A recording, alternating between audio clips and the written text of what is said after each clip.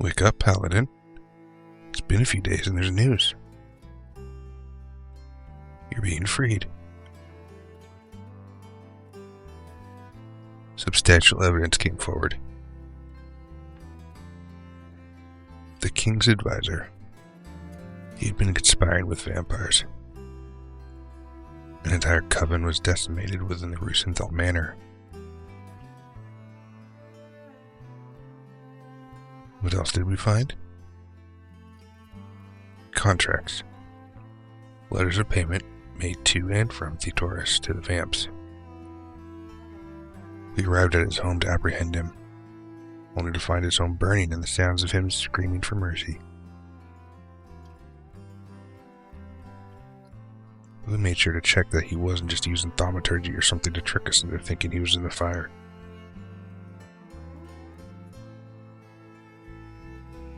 I suppose it was fate. It wasn't the fire he was yelping about.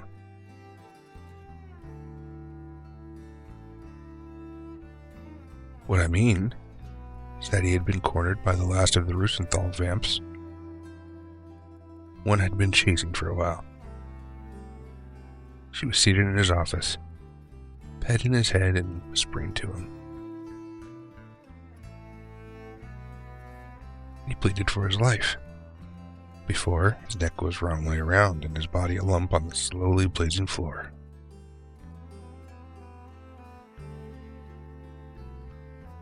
It's been a hell of a time after catching up to you. I'm just sorry for having to have done this to you in the first place. The life you had to lead up until now. Hiding away like you were some damned creature of the night. Must have been painful to be blamed for a crime you hadn't committed.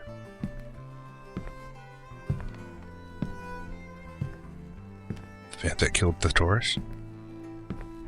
Sun's going to rise in a few hours. So soon she'll be dust. You want to speak to her? What for?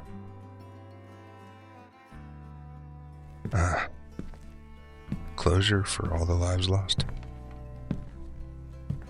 You're a better person than me. I only thought of my own vengeance against her. I nearly forgot the pain she's inflicted upon others. I'll grant you a moment with her. Follow me.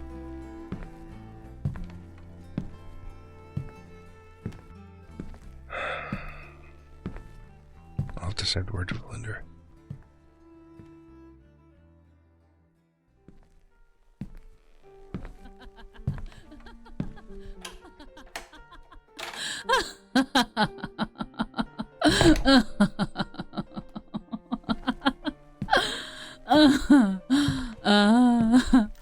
Come to prod at me again. Haven't heard enough of my hissing? Perhaps you should find yourself a cat to fill my absence. It's obvious you don't get enough Hush, you viper. Your barking is a nuisance on the ears. Well, aren't you bold, bringing more faces to witness your triumph? I didn't have you pinned as an attention seeker, little Ollid. Try not to get too close. I'll be just outside. What did they do to you? No, don't give me the lies. Your sad, soulful eyes. They look so full of hate. A look all too easy for me to recognize.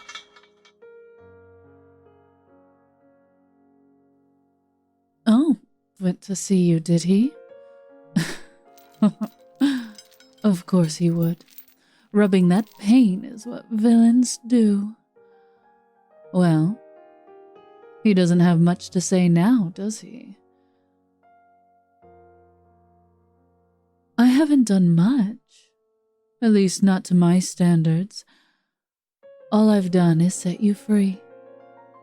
Do you need to know much else? Don't waste your energy on such trivial spells.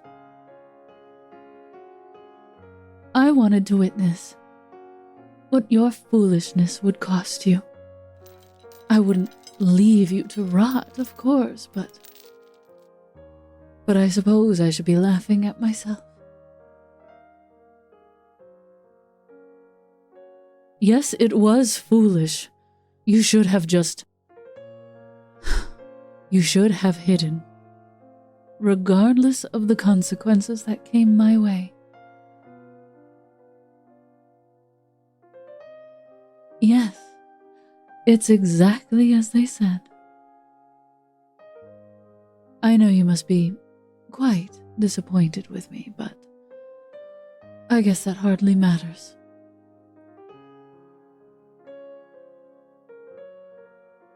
Why are you speaking so sweetly to me? Why do you look at me as though I cause you pain? Why look at me at all if that is how you feel?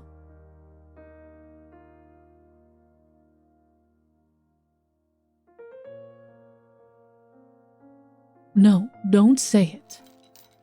I know what you're thinking. But I need you to know.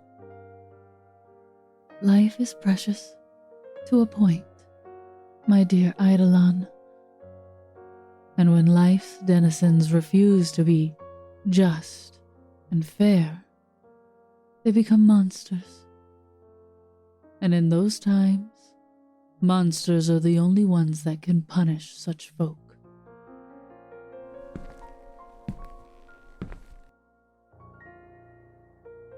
I am a monster.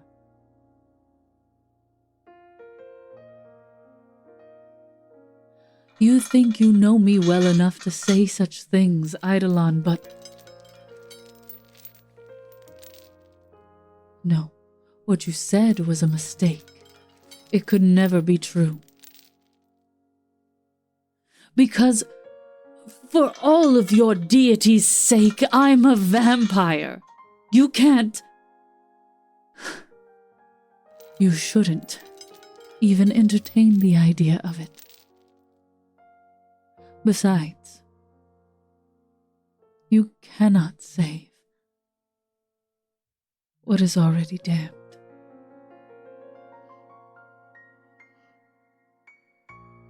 Well, did you come here to question me, or to just tell me more sweet lies?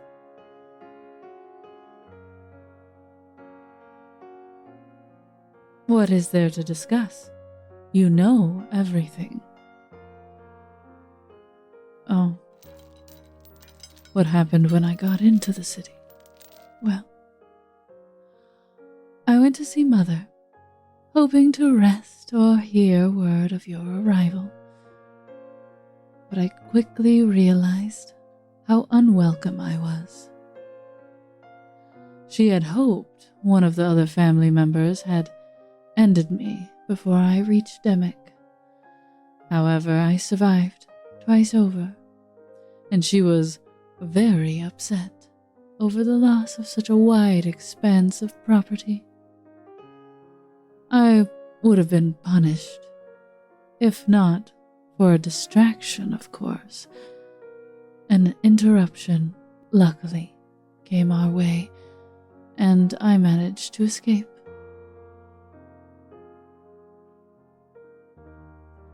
Nothing's ever gone my way, Eidolon. I never expected it to change, but this is the first time something has ever gone right. And I wasn't going to wait on a punishment I hardly deserved. And I wasn't going to let you wait either. So I made my move. Take out all the nightmares in the capital all at once by sicking the very hound of justice they love to puppet so often.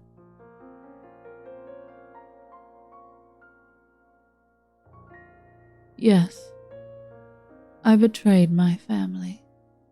I betrayed them and led those same justice-seeking heroes to Theodorus's door, where I toyed with him.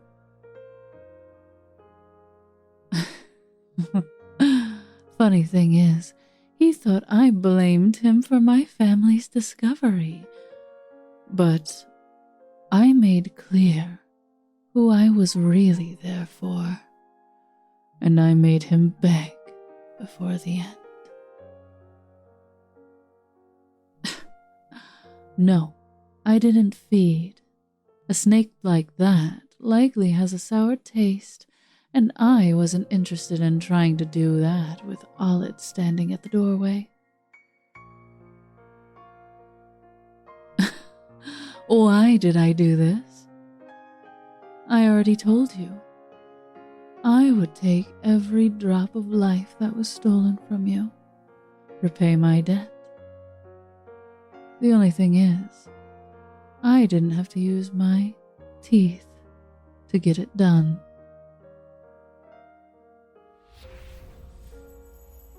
Again with this. You want the truth that badly, Eidolon? Do you have something you want to confirm? Something you want to hear me say? Fine. I lied. It wasn't a debt I was repaying. When you pushed me into that cellar, spewing that nonsense to my face, I froze. I called you a fool for acting on the idea of having affection for me, but I was the fool for denying it. I already knew you were speaking from your heart. It's what you do. So there was never anything for you to prove or show, no reason for you to do any of it, because I knew what you said was the truth, and a part of me pitied you, while the other felt a moment of what I can only explain as gratitude.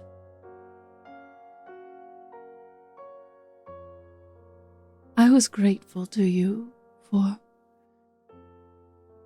treating me as you would any other, for treating me as though I were alive. You should go. My big moment is coming, and I'd hardly want you around to see it.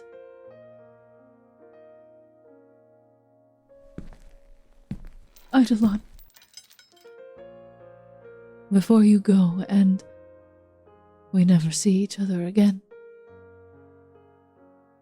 I'd like to ask if you would kiss me.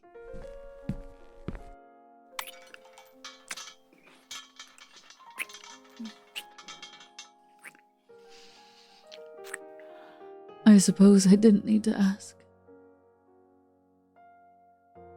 You should go, before he comes bursting in to find you caressing my face. You say it so sweetly when you're sad.